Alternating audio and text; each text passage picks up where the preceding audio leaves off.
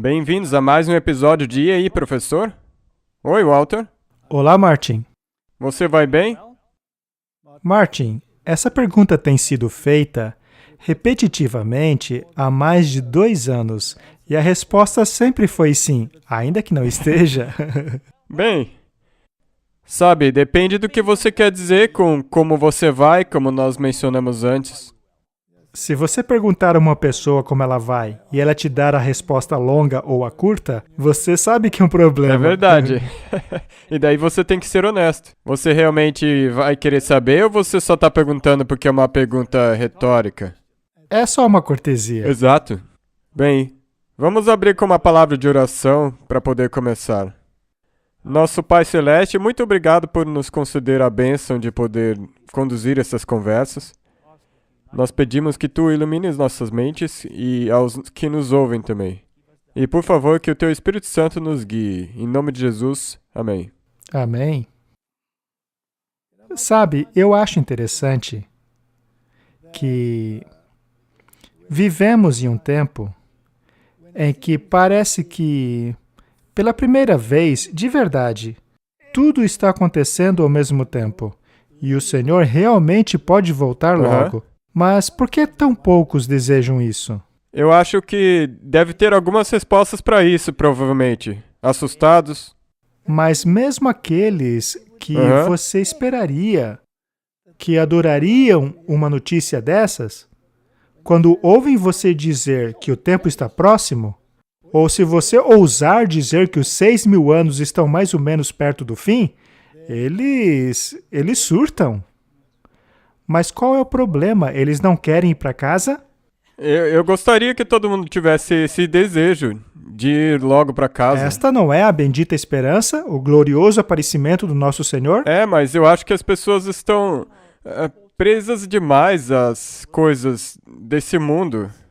Mesmo que elas não estejam ativamente procurando essas coisas, mas você se torna tão ocupado que o tempo vai embora muito rápido. Eu escuto pessoas dizendo para mim, olha, Walter, Jesus não vai voltar em nosso tempo de vida. Por quê? Por que alguém responderia assim? Por que alguém diria uma coisa dessas, não é mesmo? Hoje falaremos da esperança do advento e da vida eterna. São 2 temas aqui, não é? A esperança do advento é a vinda de Cristo, que, por sua vez, leva à vida eterna para aqueles que escolherem o caminho correto, não é assim? Correto, na verdade o caminho estreito. Então, é muito importante ligarmos as exigências da vida eterna à esperança do advento, pois por que esperaríamos se não há vida eterna atrelada a isso? Verdade, você não deveria estar preparando para a vida eterna através da esperança da segunda vinda que você tem? Sim, você espera que a esperança do advento ocorra para que a vida eterna torne-se uma realidade? Mas você não pode viver a sua vida hoje se você estiver esperando a vida eterna, mas você atualmente vive como um hooligan. Boa analogia, Martin. Ou como Halloweenigan? Não, isso não funcionaria. E, na verdade, é ridículo se você for parar para pensar que nós, que esperamos a vida eterna, tivéssemos celebrações como o dia da morte. É interessante que, para eles, o dia do Halloween caia bem no dia da Reforma Protestante, 31 de outubro. As datas caem no mesmo dia. Agora, originalmente, esse dia era quando, aparentemente, havia um encontro entre os dois, entre os mortos e os vivos. Havia, então, esse encontro e uma grande comunicação entre ambos. E, na verdade, é um dia bastante ocultista. Mas não vamos falar sobre Halloween hoje. É só porque você disse hooligan. Desencadeou algo. Muito bem. 1 Coríntios 13, 12. Porque agora vemos por espelho, em enigma, mas então veremos face a face. Agora conheço em parte, mas então o conhecerei como também sou conhecido. Agora, pois, permanece a fé, a esperança e o amor. O maior deles, no entanto, é o amor. Algumas versões traduziram essa palavra como caridade, mas a palavra no original é HP, que significa amor abnegado. Mas a palavra caritos, caridade, foi misturada ali. E para mim a palavra caridade tem um elemento de obras nela. Então eu não acho que seja a melhor maneira de traduzir, mas tudo bem. E por essas três, a fé, a esperança e o amor, a maior delas é o amor. Eu gostaria de salientar que o amor permanecerá para sempre, enquanto que os outros dois vão desaparecer após a segunda vinda. Pois Hebreus 11:1 diz que a fé é a substância daquilo que se espera, a evidência daquilo que não se vê. Mas quando vemos face a face, então estamos vendo a substância, e se estamos vendo a substância, já não precisamos mais ter fé, pois a evidência estará bem diante de nossos olhos. Martin, por que é tão importante para Deus que a salvação seja pela fé? Bem, eu acho que isso prova que você confia nele, ou no que ele diz. Porque se você aprende a confiar naquilo que você não consegue ver, quanto mais confiaremos quando finalmente o vermos. Portanto, não sermos capazes de ver ou então vermos através de um espelho exige fé. Pois aquilo que não conseguimos ver, que não conseguimos compreender, temos que agarrar pela fé.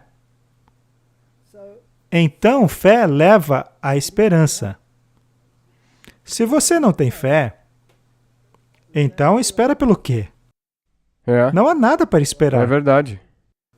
Portanto, o que é que estamos esperando? E por que estamos esperando?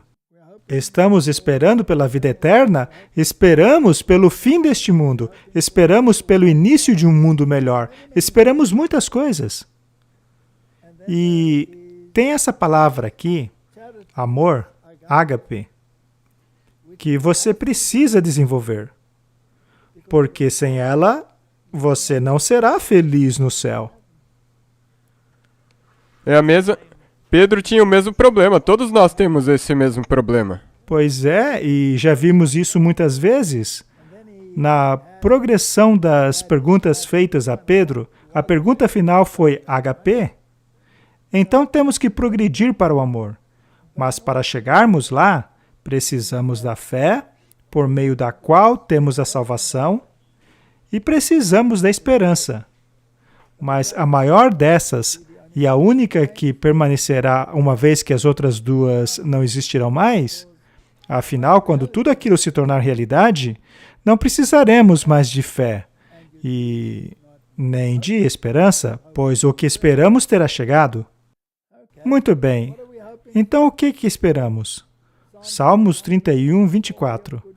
Tenha bom ânimo, e ele fortalecerá o seu coração, todos vocês que esperam no Senhor. O que é que esperamos, Martin? Bem, na verdade nós esperamos que Deus venha nos buscar e nos leve para a vida eterna. É isso que esperamos. Então, ainda que as coisas pareçam ruins, nós esperamos isso aí. A nossa esperança é sempre centrada em nosso relacionamento com Cristo, na esperança de que Ele virá para nos salvar. Como uma criança que espera por seus pais virem pegá-los, elas sabem que o Pai virá. Salmo 33, 18. Eis que o olho do Senhor está sobre aqueles que o temem, sobre aqueles que esperam em sua misericórdia. A esperança é algo muito importante, Martin. Se perdermos a esperança, como ficaremos então? Oprimidos, espezinhados. Quantas pessoas você acha que não têm esperança hoje? Eu acho que a humanidade, tudo que tem acontecido nesses últimos dias, está perdendo a esperança. Mesmo nessa semana, uma jovem cometeu suicídio. E eu escrevi às pessoas que me informaram, eu perguntei, não tinha ninguém para dar esperança a ela? Precisamos de esperança, Martin. Bem, Sem esperança, nos afogaremos neste mundo. talvez a pergunta que nós tenhamos que fazer é: não tem ninguém? Existe alguém, mas ninguém traz a ele mais. Jesus. O único jeito que nós temos para realmente obter a esperança verdadeira, digo, tipo, às vezes você tem uns dias que parece que tudo tá dando errado. Ora, você não tem dias assim, Martin? Exceto por Viu hoje. só? Mas daí você vê uma coisa dessas aqui e você pensa: onde que tá a minha esperança? Nossa esperança precisa estar no lugar certo. Salmo 33, verso 22. Que a tua misericórdia, ó Senhor, esteja sobre nós, conforme nós esperamos em ti. Estaria a misericórdia dele ligada à esperança? Sim. Por acaso Deus quer que tenhamos esperança? Sim, o tempo todo. É por isso que ele colocou na Bíblia. Os pais gostam que seus filhos tenham esperança? Então Deus também deve querer isso. Não perca a esperança. Não perca a esperança. Aguardar pela vinda de Cristo e perseverar nas boas obras são pré-requisitos para a vida eterna. Você concorda, Martin? Sim, com certeza. Será que as boas obras nos salvam? Não. É a sua fé que te leva para o céu. Muito bem. Se você perdeu o ardor e o desejo pela segunda vinda, é porque você não o ama de fato. Você acha justo dizer isso? Sim. É mesmo? Aham. Então tem um monte de gente que não o ama, pois muitos não querem a volta dele. Imagina que o amor de sua vida está viajando, É. mas você não quer que ela volte. Tem algo errado aí. Sabe? De novo, logicamente, não tem como você dizer que está esperando e não ansiar por isso. Exato.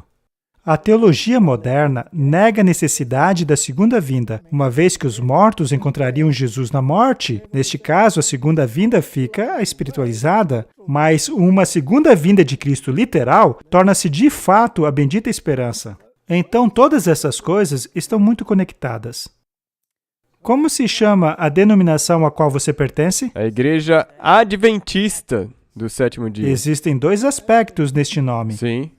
Um se refere à lei e o outro se refere à segunda vinda. E ambas precisam fazer parte da equação. Tem que ser. Você guarda o sétimo dia até que Deus, no advento, a segunda vinda, venha para te levar para o lar. Você pode dizer isso de novo? Você santifica o sétimo dia até que Deus venha no seu segundo advento, sua segunda volta, para te levar para casa. Seria o quarto mandamento, o mandamento do relacionamento? Sim, completamente. É totalmente sobre relacionamento. Trata-se de um relacionamento pessoal com Jesus. Sabe? Com certeza. Então, a coisa é, você se lembra daquela citação que nós lemos alguns episódios atrás?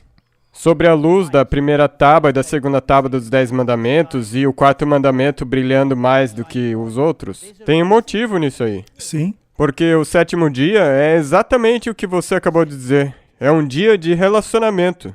Portanto, é neste dia que você tem um encontro especial com Ele.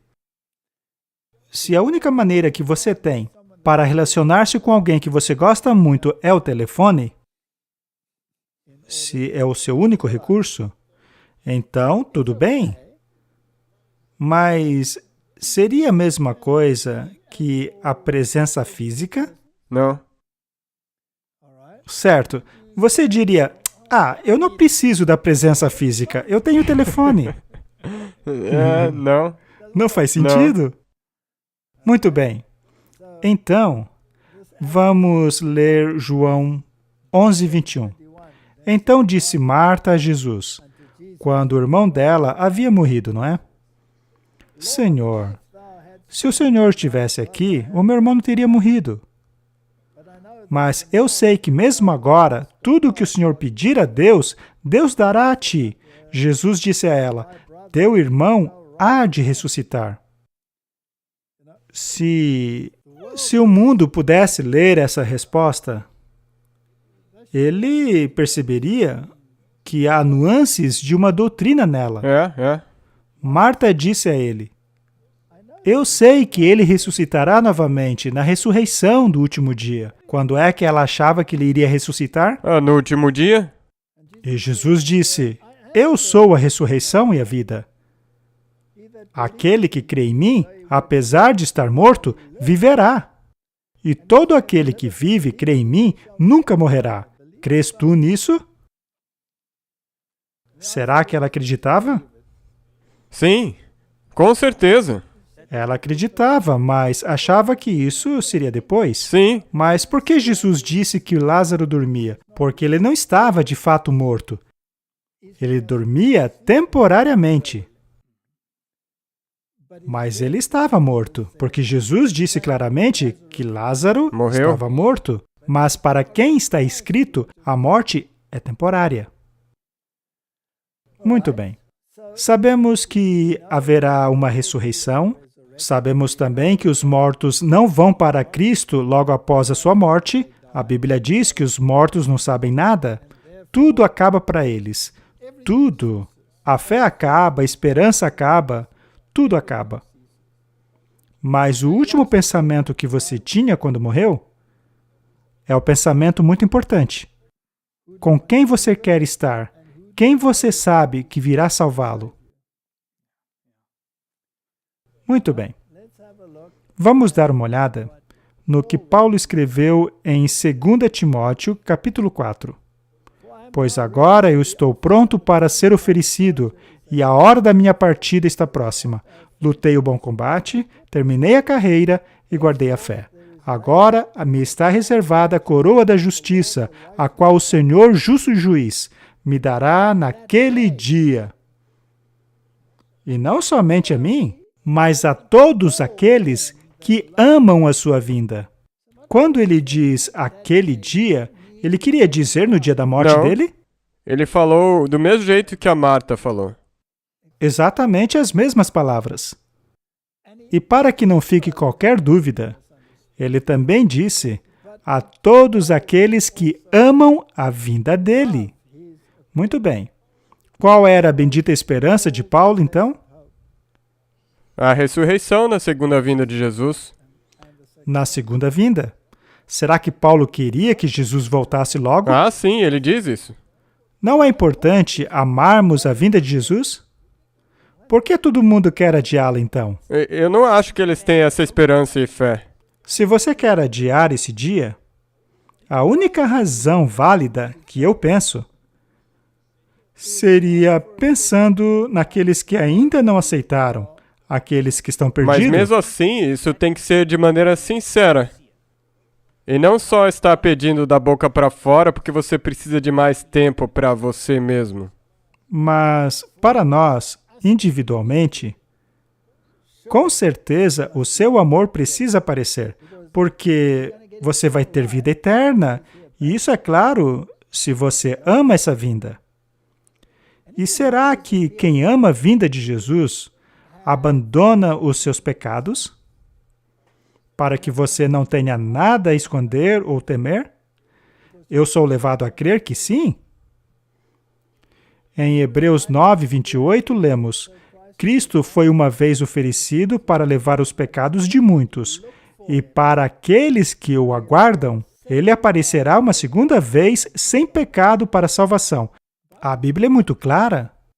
Tudo acontece na segunda vinda. Uhum. Mas você tem que desejar a vinda dele, tem que amar a vinda dele.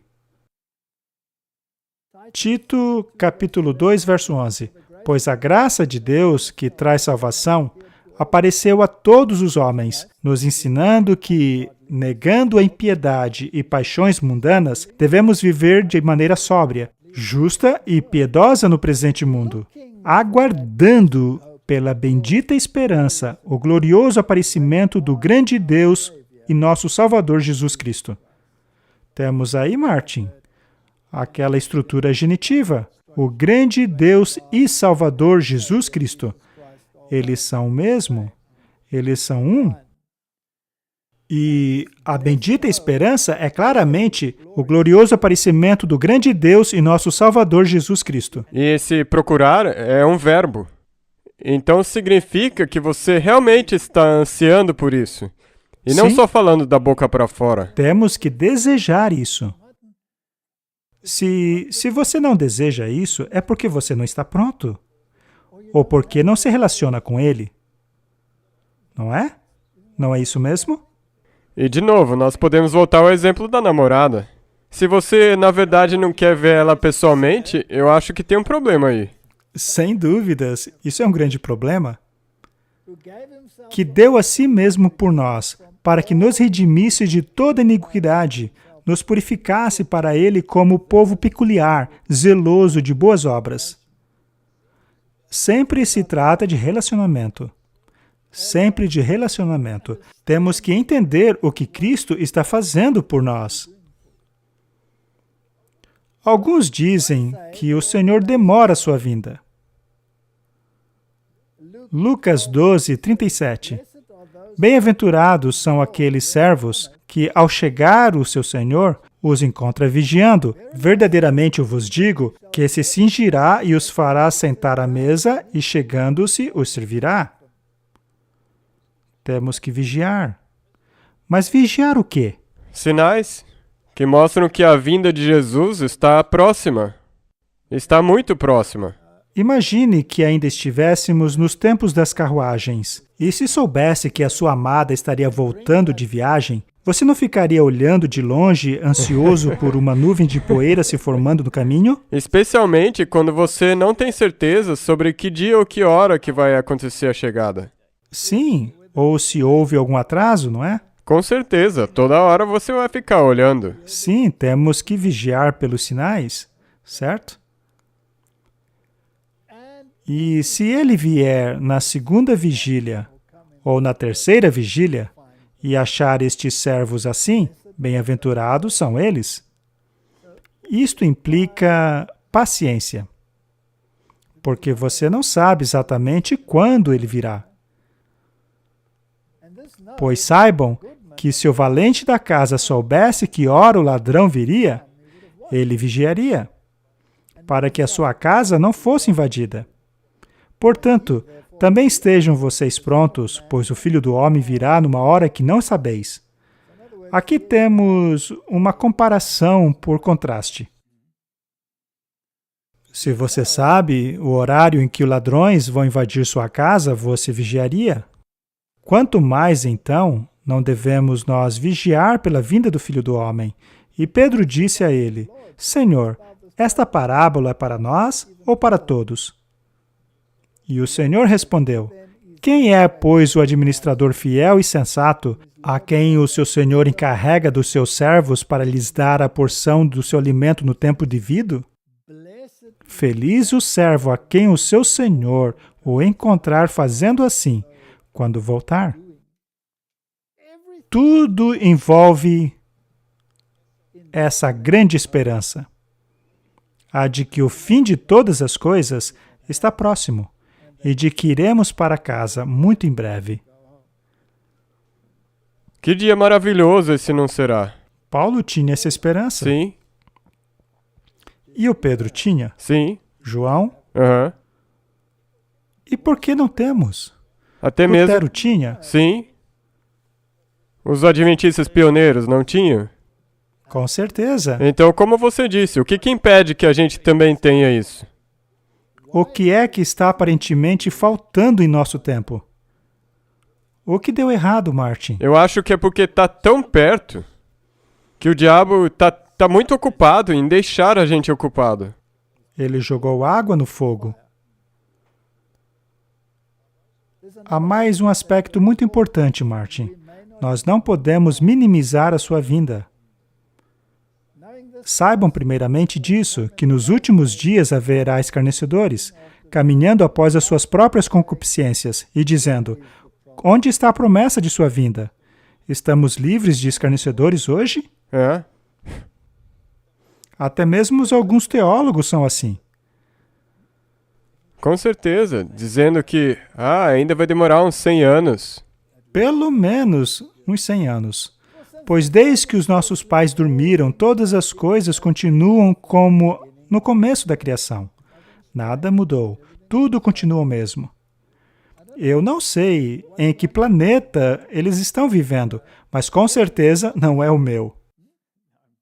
Eu concordo completamente com você nisso. Essa declaração também é importante em termos de evolução. Muitos dizem que tudo continua o mesmo desde o início. Isso é uniformitarianismo. Nessa ideia, você tem as longas eras. Aham. Talvez seja daí que eles tiraram as longas eras deles, pois são todos uniformitarianistas. Pode ser. Poderia ser, não é? Há mais um aspecto. Não podemos minimizar a vinda dele, dizendo onde está a promessa de sua vinda. Pois essas pessoas são chamadas de escarnecedores dos últimos dias. Bem, sabe, no tempo de Jesus e no tempo do apóstolo Paulo, eles já falavam disso. Então, se você for ver, os últimos dias começaram já naquela época. E Mas continuam por que agora. se chamam os últimos dias? Sabe, Martin, nós estamos nos últimos dias e isso tem causado muita confusão no mundo, porque as pessoas dizem, vivemos nos últimos dias. Mas até no tempo de Cristo, havia apenas uma promessa. Sim. Até no tempo de Cristo, havia apenas o tipo, mas aqui temos o antitipo. Havia testemunhas do antitipo. Havia testemunhas muito precisas. Se você pegar o João, por exemplo, vamos lá. Ou é Lucas? Aqui estamos nós, Lucas. Lucas nos diz precisamente qual foi a missão de João. Se abrirmos lá em Lucas, capítulo 1, vamos descobrir qual era a missão. Bem, Zacarias foi pai de João Batista e ele desacreditou do anjo. Por isso ele ficou mudo. Mas quando a criança nasceu, perguntaram a ele o nome dela. E ele escolheu o nome João. E as pessoas não gostaram daquilo, porque não havia esse nome na família. Mas então ele escreveu que era João, e então ele voltou a falar. E ele então profetizou a missão de João. Diz aqui no verso 71, para que sejamos salvos de nossos inimigos e da mão de todos que nos odeiam, para efetuar a misericórdia prometida aos nossos pais e lembrar da sua santa aliança, o juramento que ele jurou ao nosso pai Abraão, o de que ele nos asseguraria que seríamos libertados das mãos de nossos inimigos a fim de servi-lo sem medo, em santidade e justiça diante dele, todos os dias de nossa vida. E agora ele faz referência a João, e ele diz assim, e você, criança, será chamada de profeta do Altíssimo, pois você irá adiante da face do Senhor preparar o caminho dele, a fim de dar o conhecimento da salvação ao seu povo pela remissão de seus pecados. Martin, o povo já não devia saber disso? Sim, porque tudo no sistema sacrificial, na verdade, apontava para isso já. Mas ele tinha que dar o conhecimento da salvação até o fim do tempo, quando Elias antitípico viesse. Então, é necessário, mais uma vez, dar o conhecimento da salvação. Ora, se você anular a lei, então não há transgressão, certo? E sem transgressão, você precisa de um Salvador? Não. Não. Então as pessoas precisam do conhecimento da salvação mais uma vez? Com certeza. O que você acha? Bem, a gente pode voltar um pouco para o verso 6? Vamos lá. Olha ali, falando sobre Zacarias e a esposa dele. E eram ambos justos perante Deus, andando sem repreensão em todos os mandamentos e preceitos do Senhor. Eles simplesmente ensinaram o filho deles assim também. Eles ensinaram mesmo ao filho deles. Muito bem, Martin. A justificação pela fé pode tornar-se um assunto muito confuso. Do contrário, não haveria tanta confusão por aí, não é? Muito bem, ele tinha que dar o conhecimento da salvação. Agora, verso 77. Por causa das ternas misericórdias de nosso Deus, pelas quais do alto nos visitará o sol nascente, para brilhar sobre aqueles que estão vivendo nas trevas e na sombra da morte, e guiar nossos pés no caminho da paz. É uma missão muito importante, você não acha? E esse foi o tipo. Pois E agora nós somos o antitipo. Sabe, Martin, se continuarmos a história, veja, lá vou eu sair do assunto de novo. Parece que eu faço isso o tempo todo, não? Mas lemos ali no capítulo 2 o que aconteceu quando o nascimento de Jesus foi anunciado aos pastores, certo? E lemos a partir do verso 6. E aconteceu que, enquanto eles estavam lá, os dias foram completados para que ela desse à luz. Está falando de Maria aqui. E ela deu à luz ao seu primogênito. Ela então o envolveu em panos e o colocou em uma manjedoura, porque não havia lugar para eles na hospedaria. Você entendeu isso aqui? Aham. Temos aqui o Filho de Deus nascendo, e não havia lugar para ele na hospedaria. A hospedaria é sempre muito importante. Nós podemos falar sobre isso mais tarde também. Porque a hospedaria, na verdade, é como a igreja. E não havia lugar para Cristo na igreja. Ele não era bem-vindo, não há espaço para ele ali. E mais tarde foi dito que era melhor ele morrer em favor da nação do que a nação morrer em favor dele, não é?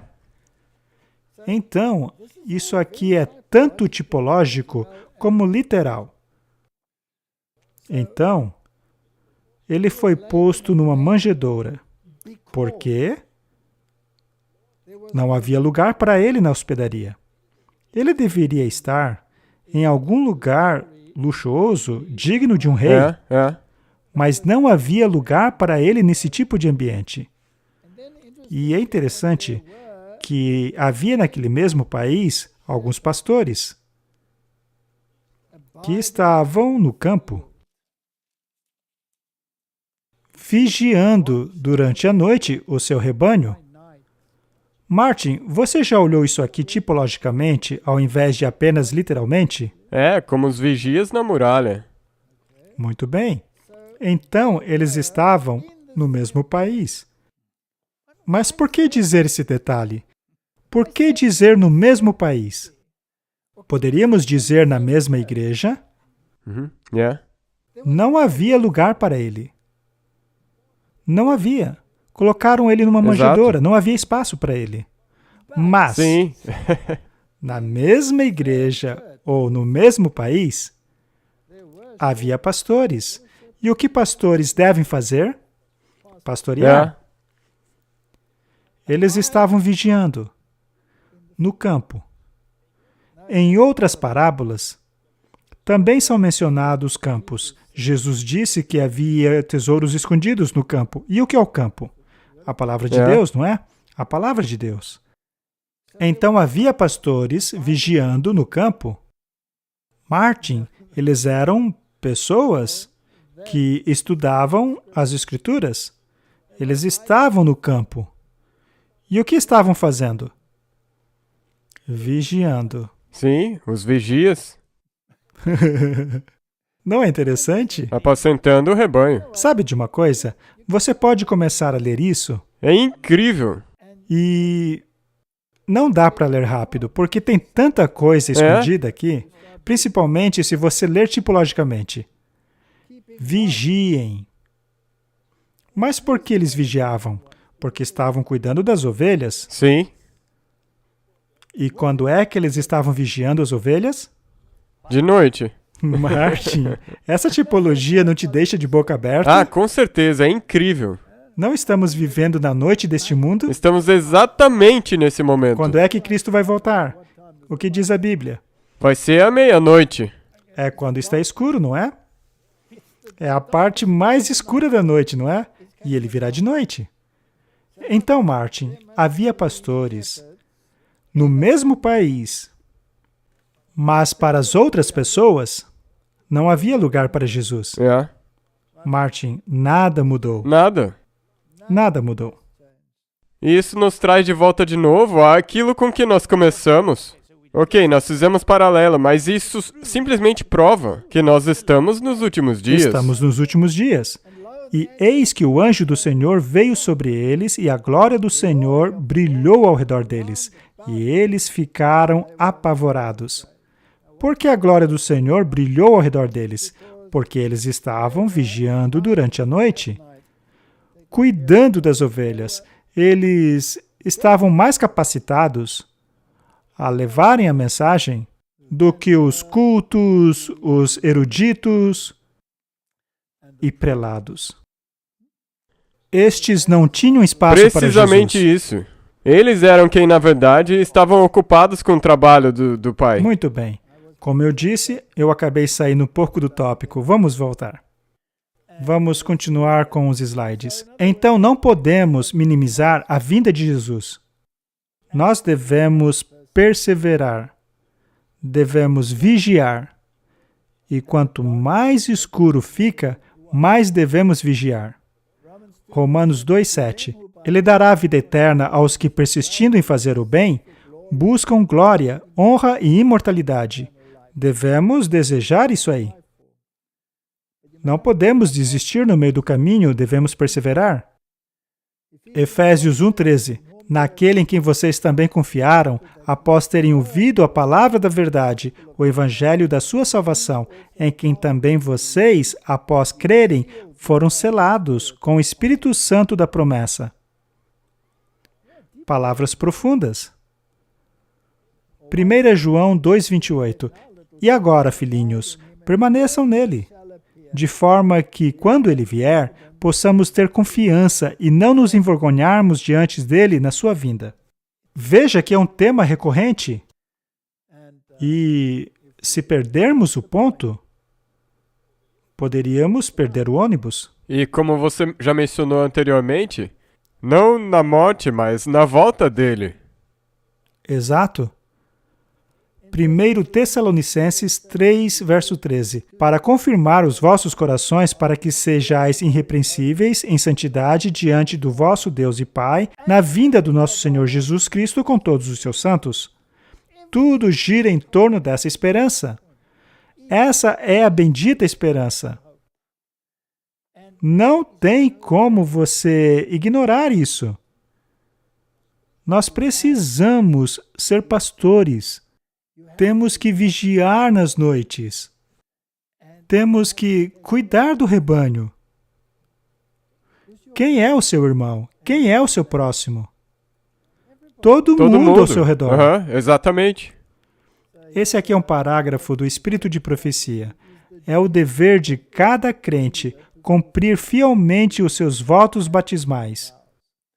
Se fervorosa perseverança e diligência são necessárias para obter sucesso em assuntos temporais, o quão mais é importante é aplicarmos grandes esforços para obter o tesouro celestial. Precisamos encorajar uns aos outros, Martin.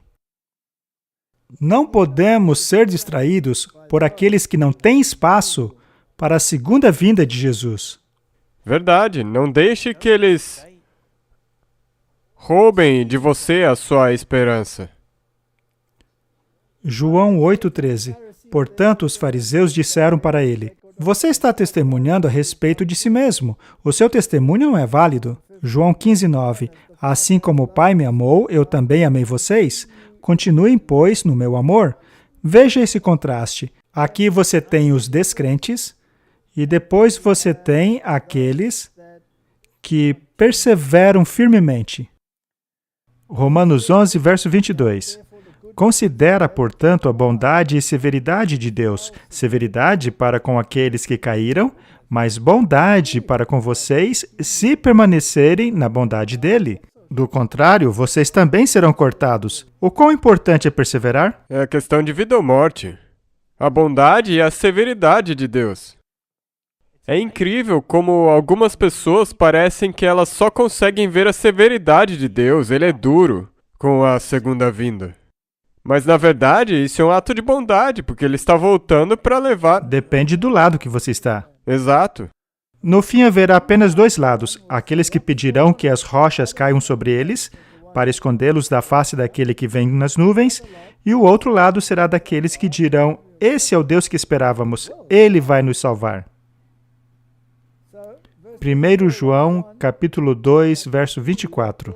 Portanto, cuidem para que aquilo que ouviram desde o princípio permaneça em vocês. Se o que ouviram desde o princípio permanecer em vocês, vocês também permanecerão no Filho e no Pai. Uma vez que você tenha conhecido a verdade, não deixe que o mundo o desvie. Não permita que alguém te roube essa bendita esperança. Porque se tirarem de você a bendita esperança, não lhe sobra mais nada. Nada. Nada. Aqui temos esse jovem que chamou Jesus de bom mestre. E eis que alguém se aproximou de Jesus e perguntou: Mestre, que farei de bom para ter a vida eterna? Martin, quantas pessoas fazem essa pergunta hoje em dia? Muitas pessoas. Respondeu-lhe Jesus: Por que você me chama de bom? Só existe um que é bom, que é Deus. Martin, seria possível que esse jovem soubesse que estava lidando com o próprio Deus? Eu acho que sim. E, portanto, o chamou de bom mestre? E Jesus meio que salientou isso dizendo: Por que me chama de bom?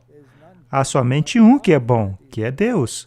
Você está querendo dizer, meu jovem, que entende que está falando com Deus aqui? Se você quer entrar na vida, guarde os mandamentos. Será que Deus hoje mudou de ideia e decidiu que a lei dele é obsoleta? Ele foi tão claro. E o negócio é que hoje em dia a maioria das pessoas tenta contornar isso dizendo: mas ele não estava falando dos 10 mandamentos aqui. Me desculpe? Ah, é? Mas ele não lista os mandamentos? Exato. Mas daí eles falam: não, mas ele não mencionou todos os mandamentos. Se você quiser só se safar, você vai achar uma desculpa. O jovem disse a ele: Quais? E Jesus disse: Não matarás, não cometerás adultério, não furtarás, não darás falsos testemunho, honra teu pai e tua mãe, ame o seu próximo como a ti mesmo. Esta lista compreende a segunda tábua dos 10 mandamentos. E ele termina resumindo esses mandamentos, que é ame o teu próximo. Mas por que ele não listou a primeira tábua? Porque ele deixou os primeiros 4 mandamentos de fora. Porque ele sabia que era a parte que estava faltando para aquele jovem. Esse era o problema do jovem. Portanto, este rico jovem governante podia muito bem dividir parte da sua riqueza com os seus semelhantes. Mas ele não estava preparado para dividir tudo com Deus. É incrível, nós de novo voltamos àquilo que, se você não obedecer à primeira tábua dos 10 mandamentos, a segunda tábua ela se torna nula. Não importa se você estiver cuidando do seu irmão, você pode estar fazendo tudo certo, mas você perdeu a sua relação. Não se chega a lugar nenhum sem a primeira tábua. A luz que você traz a eles, ela está na primeira tábua. É por isso que o jovem respondeu: Todas essas coisas eu tenho guardado desde minha juventude. O que me falta então? O que foi que ele não mencionou? O que você acha? O relacionamento. Jesus disse a ele: Se você quer ser perfeito, vá e venda tudo o que tem e dê para os pobres, e você terá tesouros no céu. E então venha e me siga. Ele está falando como o Papa, não está? Não é isso mesmo que o Papa diz? Venda tudo o que você tem e vá viver no monastério e se isole de todo mundo. E esse pessoal do Fórum Econômico Mundial diz a mesma coisa. Você não vai possuir nada e vai ser feliz. Muito bem. Jesus disse: Venda tudo o que você tem e depois me siga. Esse era um preço muito alto para ele. Mas eu acho que foi uma coisa muito espiritual também. Quando você faz isso, Quando você coloca tudo no altar, quando está preparado para perder tudo, não é incrível como às vezes Deus acaba fazendo o contrário? Ah, sim. Você realmente perde tudo ou ganha Você tudo? ganha tudo. Você Com ganha certeza. tudo. Ainda que você perca tudo em termos monetários, você ainda assim ganha tudo, não é? Exato, você ganha a verdadeira riqueza. Não é por isso também que Deus disse: buscai primeiro o reino de Deus, e Sim. todas essas coisas vos serão acrescentadas? Agora, haviam muitos ricos nos dias em que Jesus esteve sobre a terra. Nicodemos era um rico. Ele basicamente financiou a igreja fugitiva. Então, ele utilizou a riqueza dele sabiamente? Mas esse jovem governante não estava preparado para dar tudo aos pobres. Quem são os pobres modernos? Os pobres em espírito. São os pobres de espírito, aqueles que precisam da salvação. Mas quando o jovem ouviu aquilo, ele foi embora triste, porque ele tinha muitas posses. Esse jovem tinha uma visão curta das coisas. Então Jesus disse aos seus discípulos: eu verdadeiramente vos digo que um rico dificilmente entrará no reino dos céus. E eu digo a vocês mais uma vez, é mais fácil que um camelo passe pelo buraco de uma agulha do que um rico entrar no reino de Deus. Quando os seus discípulos ouviram aquilo, eles ficaram impressionados e disseram: quem pode salvar-se então? É interessante que a mentalidade daquela época era que se você fosse rico, você era um favorecido de Deus. Exatamente. Portanto, a riqueza para eles era a prova de que você estava no reino dele. Só que aí vem Jesus e vira as coisas de ponta cabeça. Martin, tem algum problema em ter dinheiro? Não. Não. O problema é o amor pelo dinheiro e não o dinheiro. Portanto, não confie nessas novas traduções, porque elas tiram esse termo da frase. Mas então Jesus, olhando para eles, disse: para os homens, isso é impossível, mas para Deus, todas as coisas são possíveis. Então, o problema não é o dinheiro, é o amor pelo dinheiro. É quando você coloca isso acima do relacionamento que você tem com Deus. Sim. E o que ele disse a Zaqueu? Ele disse: você tem que devolver tudo que você roubou. Sim. E Zaqueu fez exatamente isso. Se eu roubei qualquer um, eu pagarei. Na verdade, eu pagarei ainda mais. Mas Jesus não mandou que Zaqueu abandonasse o seu emprego? Não. E nem o João Batista disse àqueles que foram a ele que precisavam abandonar os seus empregos, mas o orientava a se contentarem. E quando Jesus ia saindo, veio alguém correndo e ajoelhou-se diante dele e perguntou-lhe: bom mestre, o que devo fazer para herdar a vida eterna? Veja, essa é a mesma história relatada em Marcos. Nós acabamos de lê-la em Mateus. E Jesus disse a ele: por que me chamas de bom? Não há bom senão um, e é Deus. Muito bem, Martin. Então, aqui na história, nós lemos que há um pouco mais de informação. É mencionado aqui que ele veio correndo e se ajoelhou diante dele. Então, parece que ele sabia que não estava lidando com um homem ordinário. Sim, sim. Muito bem. O restante da história é o mesmo. Mas ainda tem um detalhe. Jesus disse: você conhece os mandamentos. Não cometa adultério, não mate, não roube, não dê falsos testemunhos, não defraude, honra teu pai e tua mãe. E ele respondeu: mestre, a tudo isso tenho observado desde minha juventude. E Jesus, olhando, o amou. Esse é um novo detalhe. Então, aqui é mencionado que o jovem se ajoelhou e que Jesus o amou. E disse a ele: uma coisa te falta. Lembre-se, ame o seu próximo e ame a Deus. a Deus. Muito bem.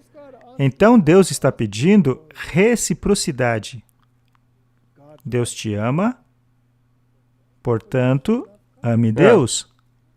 Por um acaso existe um relacionamento em que apenas uma das partes ama a outra, mas não é correspondida? Não. Não. Não, isso não vai. Precisa ser recíproco. Sim, com Do certeza. contrário, esse relacionamento não funciona. É inútil. Então, seria irrazoável Deus nos pedir para o amarmos? Não, não mesmo. Porque Ele te ama. Não é como um casamento. Sim. O casamento é um relacionamento recíproco. Então Deus não está sendo irrazoável. Satanás diz que ele está. Mas ele não está. Porque essa é a natureza do amor. Sim, mas Satanás diz isso porque ele interpreta como se ele estivesse exigindo que você o amasse. Mas ele esquece de mencionar a parte que Deus te amou primeiro. Aham, muito bem. Deus nos ama porque morreu por nós quando ainda éramos pecadores. Não existe amor maior do que dar a própria vida por um amigo, não é? Não existe. Portanto, essas nuances interessantes que são acrescentadas aqui trazem vida à história. Vá e venda tudo o que tens, então dê aos pobres e aí terás tesouros no céu. Depois venha e tome a tua cruz e siga. Eu acho que essa última parte aí foi a parte que para ele pegou de verdade. Teria faltado alguma coisa ao jovem se tivesse seguido a Jesus? Nada. Faltou algo a você? Não. Também não faltou nada para mim. Viu só? Mas os seus olhos se abriram. Porque se às vezes você olhasse a partir da ótica mundana, algumas pessoas poderiam dizer, sim, mas ele perdeu. Porque os olhos deles ainda não estão abertos para essa esperança. E para poderem enxergar também esse cumprimento de que você vai ter tudo o que você precisa. Minha esposa acabou de escrever um livro a respeito de nossas experiências, ou pelo menos de algumas delas. E quando revimos essas experiências, ficamos impressionados. Como Deus nos conduziu ao longo dos anos. É incrível ver de onde viemos e de onde estamos agora. Mas como estão aqueles que não andaram no caminho? Será que estão melhores ou piores hoje? Cada um tem que se perguntar isso, até mesmo nas dificuldades. Exato. São para mal ou são para bem? Tem uma outra história aqui. Ela está lá em Lucas 10, 25. Em certa ocasião, um doutor da lei levantou-se para pôr Jesus à prova e lhe perguntou, Mestre, que devo fazer para herdar a vida eterna? E ele respondeu, o que está escrito na lei? Como você a compreende? Não é interessante que nas duas ocasiões os mandamentos são mencionados?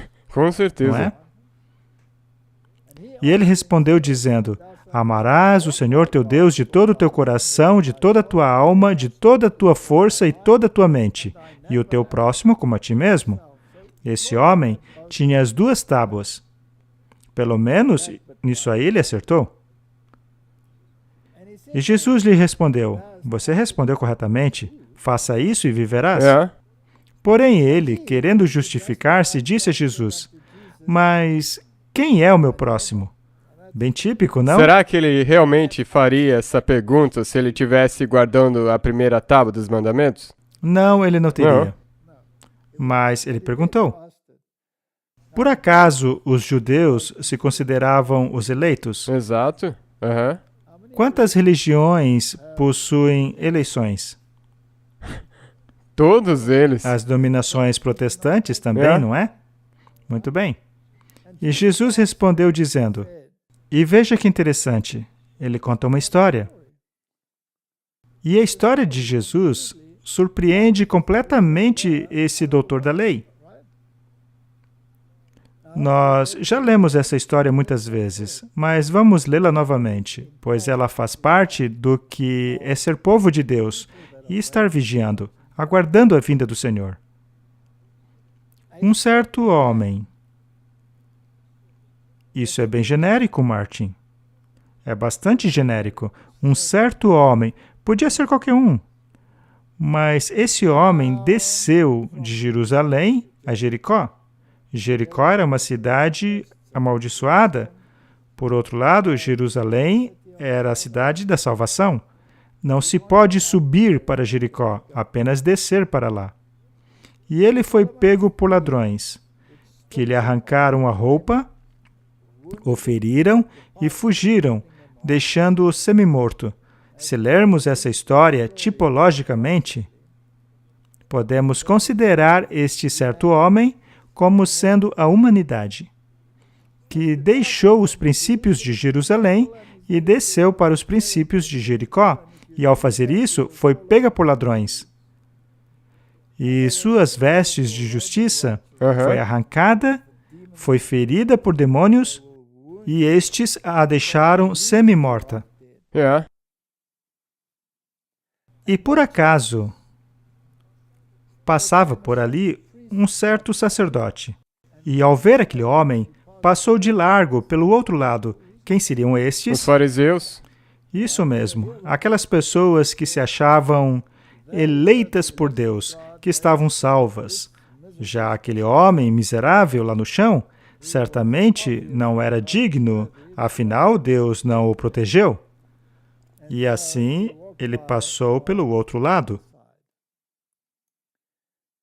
E então veio um levita. E chegando ao local, ele olhou para o homem e foi embora pelo outro lado. Isso é impressionante. O primeiro só foi embora, mas esse aí chegou a olhar. Ele foi dar uma olhadinha naquele pobre homem e pensou, não vale a pena. E seguiu adiante.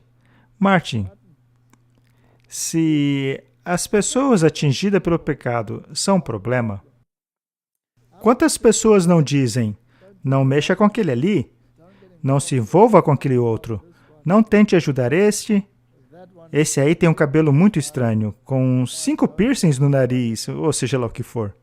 Dê uma olhadinha nele mas vá embora, pelo outro lado, não é assim hoje? Mas um certo samaritano, para ele samaritano é um xingamento. Aparentemente, essa história realmente aconteceu, e Jesus a utilizou com um formato espiritual.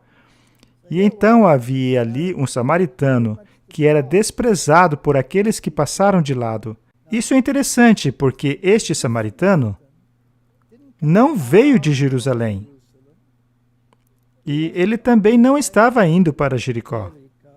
Ele somente viajava. E chegou aonde aquele homem estava. Isso é fascinante. Você também não encontra pessoas feridas pelo pecado? Sim, nós temos que. E quando ele ouviu, teve compaixão dele. E foi até ele, cuidou de suas feridas, derramou óleo e vinho, colocou em seu próprio animal e o levou a uma hospedagem. Nós já falamos sobre hospedagens aqui, não? E essa hospedagem aqui também era muito especial, pois funcionou como um hospital. E pela manhã, quando partiu, pegou 2 denários e os deu ao hospedeiro, dizendo a ele, tome conta dele, e qualquer despesa que tiver, quando eu voltar, eu te pagarei. Isso é muito interessante. Quem era este homem desprezado para quem não havia lugar? Quem era ele? Um samaritano. Porque os próprios judeus chamavam Jesus de samaritano.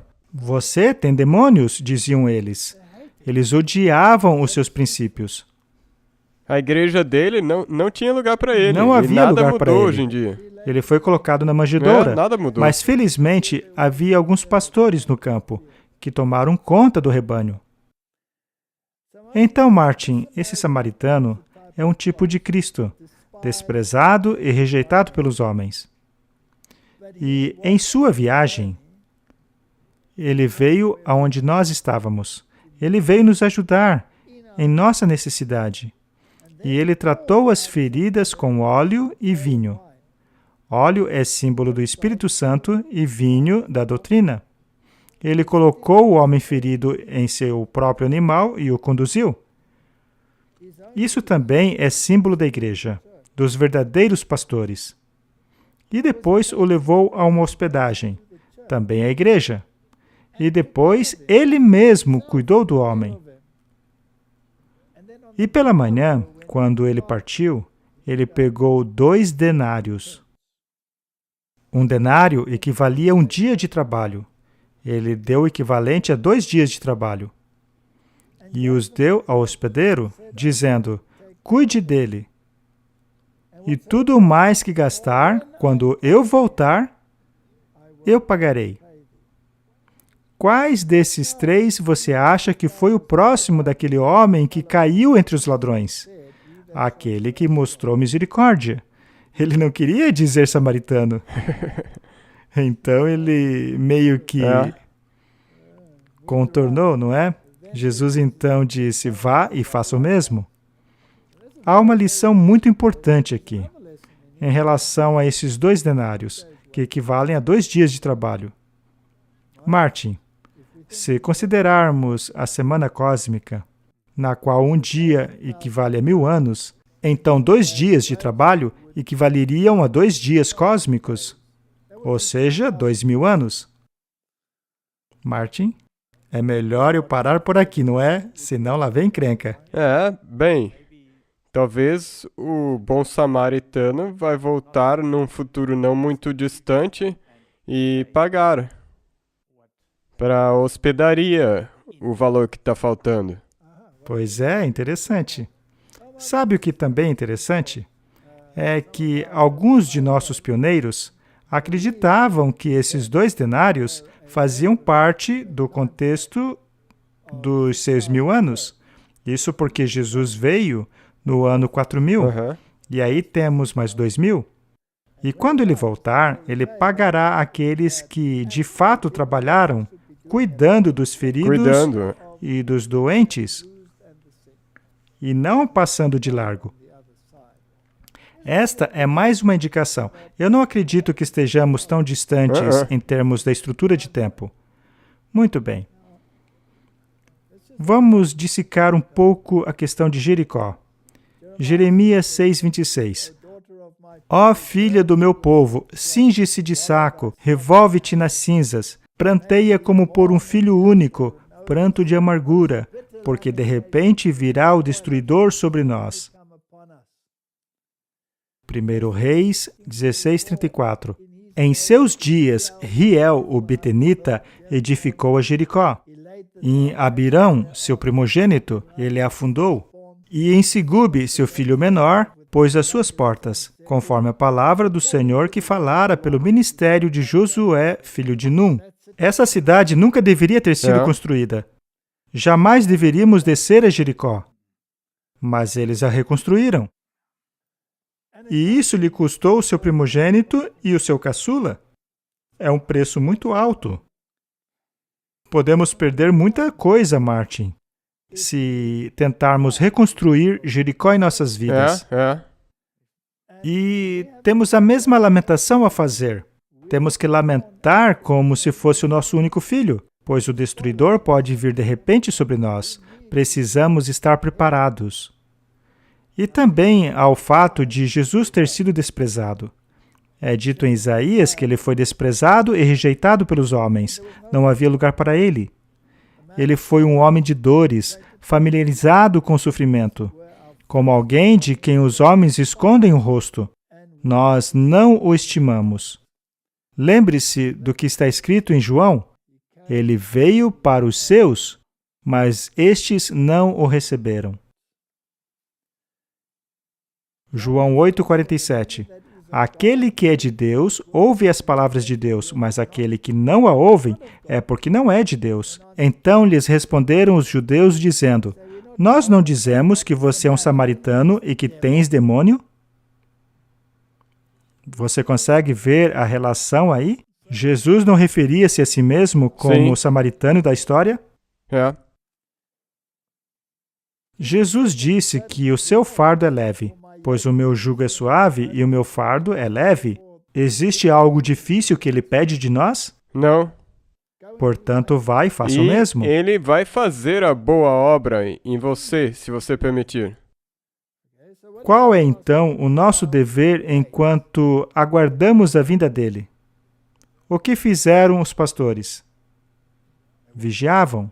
Cuidar do rebanho de noite. À noite? Qual é a segunda coisa que devemos fazer? Devemos buscar os perdidos. Devemos sarar as feridas dos que têm o coração machucado. Devemos trazê-los à igreja. E quanto ao levita e ao sacerdote na igreja? Eles passaram direto. Eles também estão na igreja. Aham. Nós também deveríamos tratar ele como aquele a quem nós estamos cuidando, que estava jogado na estrada. Também devemos orar por eles e ajudá-los. Muitas pessoas me escrevem dizendo que ouviram coisas erradas em um sermão. O que devemos fazer em relação a isso? Bem, ore pelo pregador. Ele precisa de oração. Mas ele é um pastor da igreja. Ele precisa ainda mais de oração. Exato. Normalmente eu consigo dizer até onde ele estudou teologia. Mas enfim, vamos parar por aí. É impressionante. E sabe quem é que escreve? São recém-convertidos, apaixonados por Jesus. Eles são capazes de enxergar que há um problema muito sério. Há um problema muito sério quando as pessoas da igreja não querem que Jesus volte logo. Vejamos então a missão de Jesus. O Espírito do Senhor Deus está sobre mim, porque o Senhor me ungiu para pregar as boas novas aos mansos. Esse é o nosso dever. Exato. Ele enviou-me para curar os quebrantados de coração. A mesma coisa do que aquele homem que estava na beira da estrada. Muito bem. Para proclamar liberdade aos cativos e abertura de prisão aos presos. Ou seja, pregar o evangelho aos não convertidos. Você será amado ou tratado como samaritano? Ele vai ser odiado. Para proclamar o ano da bondade do Senhor e o dia da vingança do nosso Deus, para consolar todos os que andam tristes, haverá um dia específico que Jesus voltará? Sim. Então precisamos proclamar o ano aceitável do Senhor. Agora é a hora da salvação, mas também precisamos pregar a segunda vinda de Cristo. E para quê? Para consolar todos os tristes, e a dar a todos os que choram em Sião uma bela coroa em vez de cinzas, o óleo da alegria em vez do pranto, e o manto de louvor em vez de um espírito deprimido. Eles serão chamados carvalhos de justiça, plantio do Senhor para a manifestação da sua glória. Martin, por que aquela garota cometeu suicídio? Porque ela nunca foi instruída sobre a bela coroa, o óleo da alegria e do manto de louvor em vez do espírito de depressão. É um mundo muito triste em que vivemos. Essa é uma tendência contínua nesse mundo hoje. Nós perdemos tudo isso e é por isso que o mundo está no estado que está hoje. Não está na hora do povo de Deus se conscientizar disso?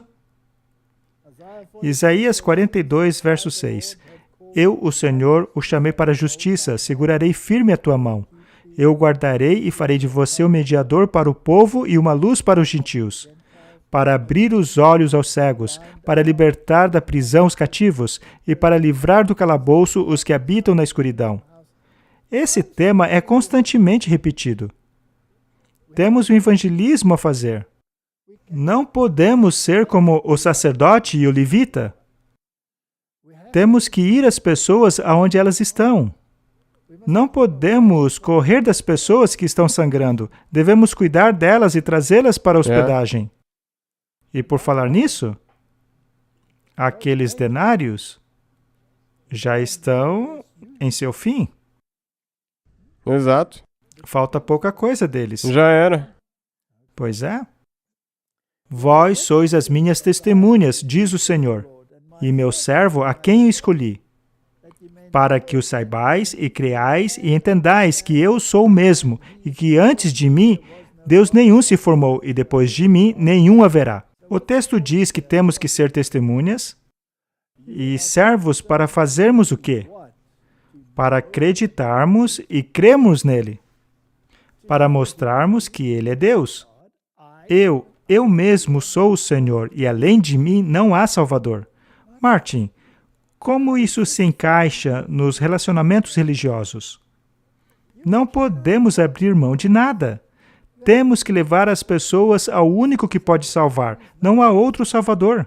Então, que ganho você pode obter ao tentar fazer essa obra ecumênica? Olha, vamos analisar com calma. Eu tenho pensado a respeito disso. Ecumenismo. Por que é necessário, aos olhos do mundo, que exista o ecumenismo? Não é para chegar a um ponto de concessão de todos para que haja uma convivência pacífica entre todos? Sim, é esse que é o objetivo deles. Muito bem. O fato de você precisar do ecumenismo não implica automaticamente que você está excluindo a verdade? Sim. Pois o ecumenismo não seria necessário se houvesse apenas uma verdade. Propagar o ecumenismo é propagar uma mentira. Sim, verdade, porque então mesmo as pessoas que estão no ecumenismo, elas estão negando algo. Quem defende o ecumenismo está Sim. fazendo concessão em alguma coisa, pois ela precisa acomodar uma outra pessoa que não concorde com a doutrina sua. Sendo assim, o ecumenismo não é de Deus. E ponto final. No ecumenismo, todos têm que fazer uma concessão em alguma coisa, e isso já exclui a verdade. Quanto mais você pensa nisso, mais você tem que começar a perceber que Deus não pode estar dentro de um conselho ecumênico. Deus nunca vai abrir concessão Não. para a verdade. Só há uma verdade, um Salvador. Apenas um caminho para essa salvação. E não é a salvação pelas obras. Não se pode abrir mão da salvação pela fé. Sendo assim, não dá para ter uma declaração conjunta a respeito da justificação que inclua as obras, pois as obras não têm nada a ver com justificação. Obras são a consequência, elas são a santificação. Então, o fato de exigir concessões torna o ecumenismo incompatível com a verdade. Efésios 3:9 nos diz assim: e demonstrar a todos qual seja a dispensação do mistério, que desde os séculos esteve oculto em Deus, que tudo criou por meio de Jesus Cristo, para que agora, pela Igreja, a multiforme sabedoria de Deus seja conhecida nos principados e potestades nos céus, segundo o eterno propósito que se fez em Cristo Jesus, nosso Senhor, no qual temos a ousadia e acesso com confiança pela nossa fé nele. O dever da igreja é pregar a mensagem de salvação e levar a esperança ao mundo. E há só um caminho que leva ao cumprimento desse objetivo. Portanto, nós simplesmente não podemos fazer concessão.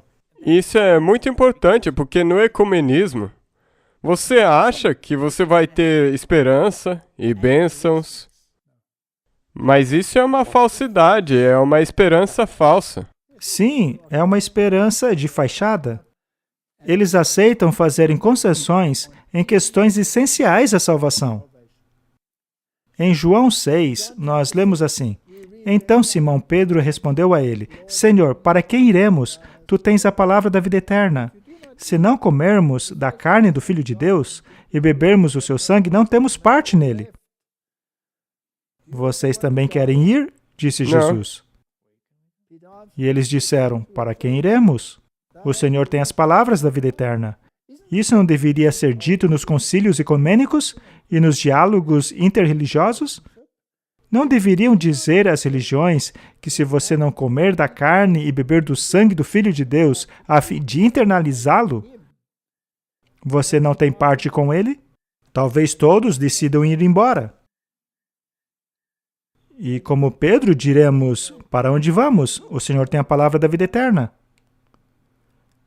João 3,15 diz: para que todo aquele que nele crê não pereça, mas tenha a vida eterna. Todo aquele que comer da minha carne e beber do meu sangue tem a vida eterna, e eu o ressuscitarei no último dia. Tudo gira em torno daquele dia. a bendita esperança. Então, como que você pode trazer esperança se você não fala daquele dia? Correto? E João 17,3 diz: E essa é a vida eterna, que possam conhecê-lo, o único e verdadeiro Deus, e Jesus Cristo a quem enviaste. É tão claro, Martin. A nossa missão é tão clara que não dá espaço para nuances. Ou é isso ou é aquilo. Nós já lemos aqui esse texto em Romanos. Há aqueles que, pela perseverante paciência em fazer essas coisas. E 1 João 5,11. E este é o testemunho. Deus nos deu a vida eterna, e esta vida está em seu Filho. E tudo aquilo que pedimos, receberemos dele, porque guardamos os seus mandamentos e fazemos tudo aquilo que o agrada. Martin, é possível excluir alguns desses aspectos? Não. E é por isso que, de novo, nós estamos soando como um disco furado já, mas é por isso que não dá para substituir ou comprometer qualquer uma dessas coisas. Não se pode fazer concessões. Não há mudanças. O plano da salvação diz que somos transgressores e não temos esperança, a menos que haja um Salvador. E esse Salvador é Jesus Cristo. E Jesus Cristo pode imputar a sua justiça em nós. Essa justiça está fora de nós, para que possamos ter a vida dele e a justiça dele que está fora de nós. Este é o maravilhoso evangelho da salvação. Não há outro além deste. Não. Nós temos que guardar os mandamentos, porque temos que voltar a estar em harmonia com Deus, não para salvar-nos, mas porque estamos salvos. 1 Timóteo 6,11. Você, porém, homem de Deus, fuja de tudo isso e busque a justiça, a piedade, a fé, o amor, a perseverança e a mansidão. Combata o bom combate da fé. Tome posse da vida eterna, para a qual você foi chamado e fez a boa confissão na presença de muitas testemunhas. Diante de Deus, que é tudo da vida, e de Jesus Cristo, que diante Pôncio Pilatos fez a boa confissão, eu lhe recomendo: guarde este mandamento imaculado e irrepreensível até a manifestação de nosso Senhor Jesus Cristo. Portanto, Martin, não há concessões. É do jeito que é e ponto. E vai continuar assim até o fim. Esta é a nossa ordem de marcha, este é o nosso dever. E a nossa esperança. Sim. E o clímax disso será a segunda vinda de Cristo. Então, Martin, se fizermos essas coisas, então podemos dizer com todo o resto dos santos: este é o nosso Deus, a quem nós aguardávamos, Ele nos salvará. Não é lindo? Amém. Vamos orar. Querido Pai, estamos vivendo nesse tempo dramático, no qual se desenrolarão esses eventos. E nós fazemos parte daquela geração que verá essas coisas se permanecermos fiéis. Ajude o teu povo a não desistir agora, mas a dobrar os seus esforços para permanecermos firmes na bendita esperança, a segunda vinda de Jesus. Eu oro em nome de Jesus. Amém. Amém.